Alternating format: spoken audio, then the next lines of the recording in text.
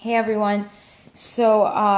This topic is one of the topics that I was talking about in my previous post about why I'm doing this. That's going to start getting deeper. The reason why I say it's deeper is because, I'm going to basically give you the mindsets that are inhibiting you and give you ways to solve this. But the thing is, this is going to take time and effort. It's going to take a lot of deep reflection and internal work, and you're going to have to put time into it. I can give you the tools necessary, but ultimately your own success is going to be dependent on what you do with this.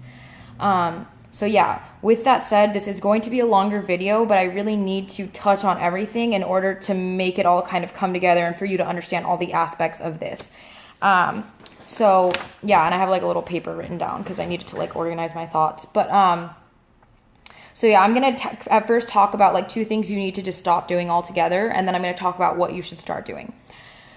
So first thing you need to stop doing if you want to increase your self-esteem is to stop focusing on external validation. Stop getting your esteem from external validation, because at the end of the day, that is not self-esteem, right? Think about it. The word self-esteem, it is literally esteem that comes from the self. It is intrinsic. It comes from within, okay?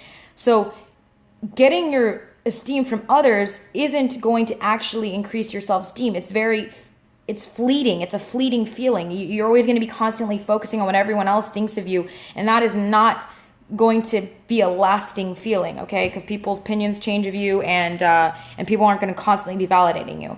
So you need to get it from within, okay? It's not called all other induced esteem. It's called self-esteem. 2, stop comparing yourself to others. Literally, they say comparison is the thief of joy. It is so true. Just focus on yourself, okay? Just stop. Every time you find yourself comparing yourself to someone else, just shut that thought down, okay? Instead, what you want to focus on is your strengths. So what I want you to do instead is I literally want you to sit down, right, and make a list of the things that you like about yourself. Now, this is going to be very hard for some of you because some of you are literally so used to always telling yourself negative things that to sit down and write positive things about yourself is going to feel a little bit weird. It's kind of sad, isn't it, right? You're always telling yourself negative things that it almost feels wrong. You feel guilty for saying good things about yourself. But I want you to know that it is okay, okay? I want you to be as arrogant as possible with yourself as physically possible. Okay? I know that's something that people don't go around telling you, but ultimately, no one is going to see this list other than you, and you are doing this so that you know what your strengths are, okay? And that can be anything. You may hate everything about yourself in terms of your physical appearance, but maybe you really like your smile, write that down. Maybe you don't think you're the most intelligent person, but you know you're extremely creative, write that down, okay? So whatever it is that you like about yourself, write that down so that when you are feeling negative, you can change your mindset and revert to that list and be like, oh, okay, well, you know what? I'm feeling like I am not very pretty today because I'm feeling, I'm not liking my body, but actually, guess what? I really like my eyes, so I'm going to focus on the fact that I like my eyes. Something like that, okay? You want to shift your mindset. Now, this is so incredibly powerful. I just saw this video that popped up on my Facebook news feed the other day, which I thought was awesome because it totally related to this topic that I was planning on talking about. But basically, the CEO of KFC was suicidal at the age 60, like around 65, okay?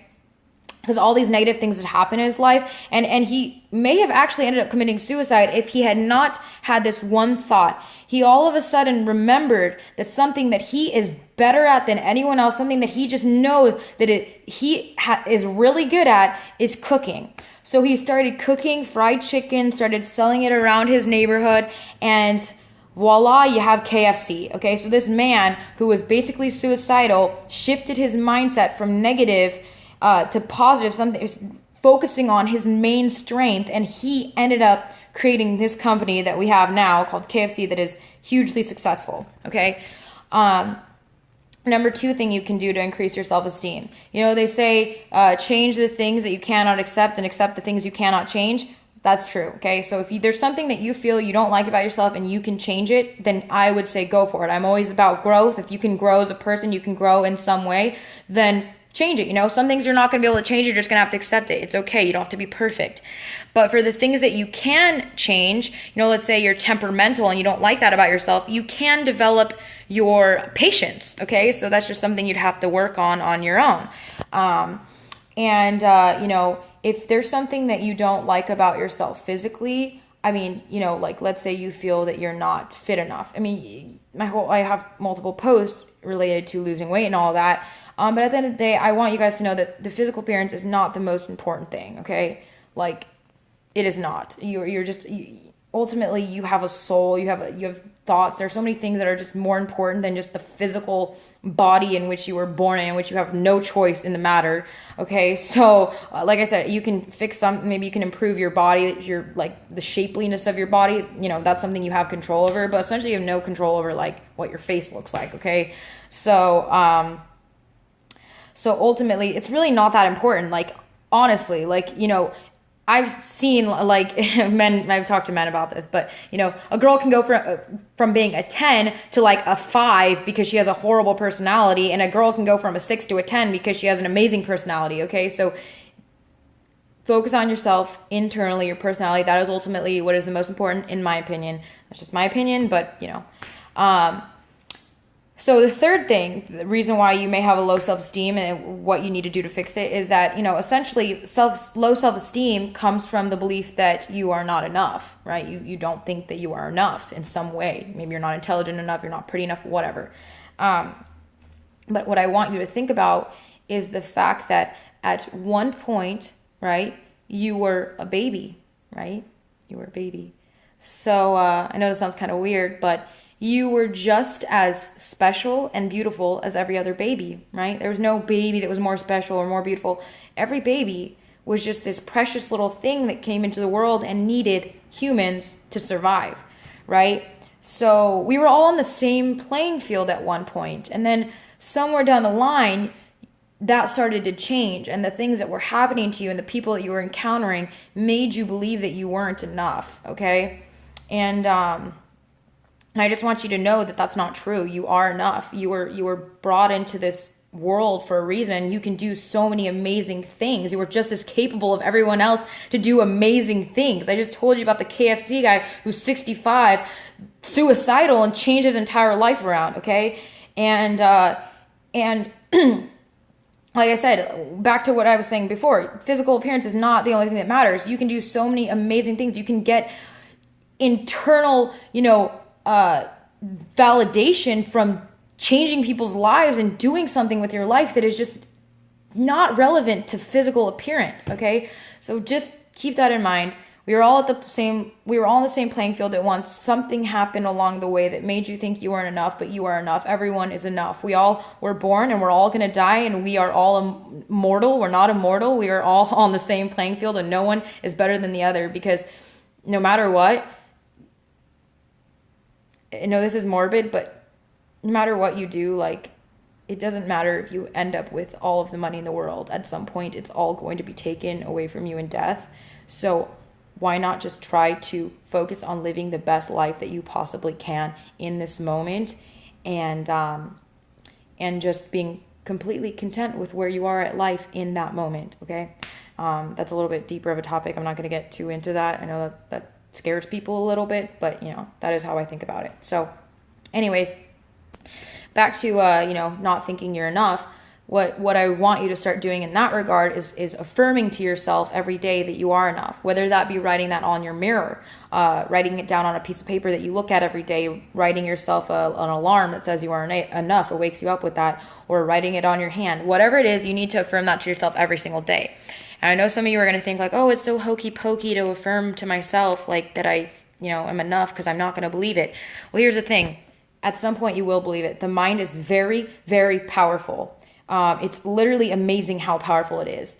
They literally have done a study where they took a leaf or something, some sort of plant, and told participants that they were going to put poison ivy on them, right? This wasn't really poison ivy, but what ended up happening is those people thought it was poison ivy and started to develop physical symptoms that would happen if you were to actually be touched by poison ivy, aka some rash, welts, etc. Okay, so that is how powerful the mind is, that it can literally believe something is happening and it can create physical symptoms, okay? So if you tell yourself something enough, you will start to believe it. Okay, now the last thing. This is going to be the most difficult, and this is why I said this is going to dive deep. This isn't just, superficial, like surface level thing, conscious. This isn't just conscious stuff. This is going to be really getting into the subconscious and the psyche, okay? But before I get into what this is, I need you to understand two things, okay? Number one, your memories are not accurate, okay? Every time you have a memory, it reconsolidates and it changes. So it's not going to be exactly the same as the first time you remembered it. This is why when you have a crime occur, they have eyewitnesses give their testimonial immediately after, because if they were to do it days or weeks after, their memories would be inaccurate and they would be giving a wrong eyewitness testimonial, okay? And a second example of this, they did a study on the 9/11 attacks. They basically surveyed people and said, hey, how did you find out about the 9/11 attacks? Where were you? When did it occur? Etc. And those people gave their responses. Years later, they re-asked these people and said, hey, can you tell us how you heard about the 9/11 attacks? And these people, right, fully believed that they remembered exactly when they heard about the 9/11 attacks, right? So let's say the first time they said, oh, I heard about it on the TV. And then the second time they said, oh, I heard about it from my wife. The second time they fully believed that they heard about it from their wife, right? They thought they remembered that. But looking back at what they had said right after the 9/11 attacks, it was different than what they were saying years later, okay? So just be aware of that. Like, your memories, you can think are accurate, but they may not be accurate, okay? And this is all going to preface to what I'm about to say. So the second thing is that your subconscious doesn't know the difference between what's really happening and what's not. I just actually had a friend's sister come into my organization on campus and tell us to basically do this exercise in which we think of a time in which we were angry, right? And I started to think about it, and all of a sudden I started to get physical symptoms. I started feeling as if I were in that moment. My heart was racing. And she made us think about it. And she's like, yeah, the reason why is because when you think about a memory, right, your subconscious believes that that's happening right then and there, so your body will react in that way, okay? And it's a very powerful idea, and it's all going to relate back to what I'm about to say. So, like I said, it all spurs to you not believing you are enough, and there are people and situations that made you believe this. So what you need to do is you need to first get into a very relaxed state of mind. Now, the reason why you need to get into a relaxed state of mind is this is what they do in hypnosis. The reason why hypnosis works is because you get into such a relaxed state of mind that they can actually alter your subconscious thoughts, okay? It gets very deep into the psyche. And so what I would recommend is going on YouTube, finding a guided meditation, do breathing, breathe in and out, and get very relaxed, okay? You need to be relaxed. Once you are relaxed, you want to think about a memory in which you did not feel enough. Someone said something to you that made you feel you weren't enough. Maybe they said you weren't pretty enough. Maybe they said you weren't intelligent enough. Whatever it is, okay? I want you to think about that. And I want you to feel where you feel it in your body. Maybe you feel some tension in your arm, okay? So then I want you to relive the memory, okay? And I want you to live it in a way in which the person that said you weren't enough is now saying you are enough, right? They are going to make you feel you are enough. So instead of saying, oh, you're not smart enough or you're not pretty enough, they're going to start telling you, wow, you are so enough the way you are. You are such a special person. You are so beautiful. You are so intelligent, whatever it is, right? You are going to literally remember a false memory of them telling you something different, okay? And I want you to pay attention to that tension, wherever it is. If it's in your arm, like I said, start trying to clear out the negative energy. And you will feel that when you're going through that memory in a positive way, you may actually automatically start to feel the tension release, right? Because like I said, the subconscious does not know the difference between reality and just your thoughts. So you can think and create this false memory, right? And not only will it actually consolidate as a false, you'll know it's false, but your subconscious is not going to know it's false. It will literally think that it's real, right? And so if you can go through that feeling of feeling enough in that memory in which you didn't feel enough, you are literally going to reconstruct the memory that you had from a negative one to a positive one, and your subconscious is going to believe it as if it actually happened. So you are going to really get to the root of your low self-esteem. You're going to alter your psyche on such a deep subconscious level. And the reason why this is going to take time is you're going to have to do it a lot of times, okay? You're going to have to do it with every single time. You're going to have to go back and remember all these times in which you didn't feel enough and relive those memories in a positive way. And like I said, you really want to focus on the energy wherever the tension is and try to clear that negative energy, okay? And I actually have watched a video on clearing and transmuting negative energy. I can post that later in a separate blog post. But for now, that's what you should be doing. So yeah, there you have it. Stop getting your self-esteem from external validation. Stop comparing yourself to others. Start focusing on your strengths, what you like about yourself. Fix the things you can fix.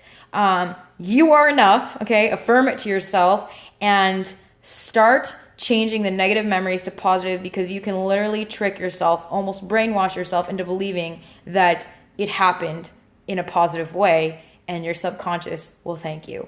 So there you have it. I hope you guys have a good night or day wherever you are. And yeah, bye. Good luck with everything.